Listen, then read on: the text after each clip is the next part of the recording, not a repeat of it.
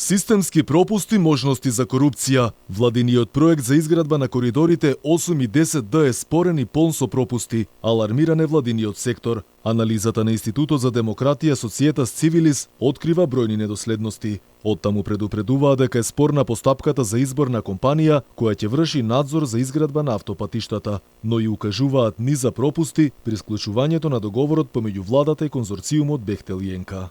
Политичарите се фалат со вработувања во приватниот сектор, често пати ради различните политики на привлекување на инвестиции и така натаму.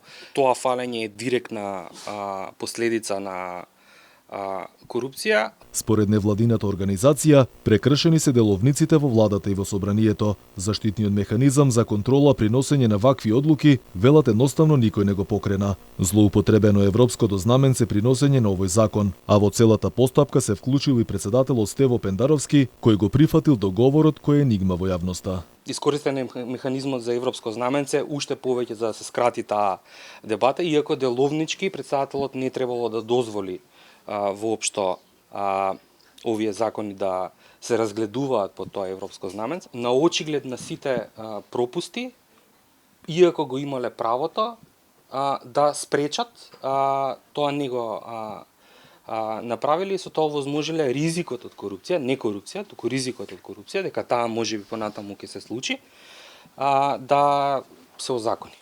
Од Институтот за демократија велат дека ако сакаме да мрднеме од мртва точка, мора конечно да завладее правото, а за таа цел поголема е соработка со сите релевантни чинители.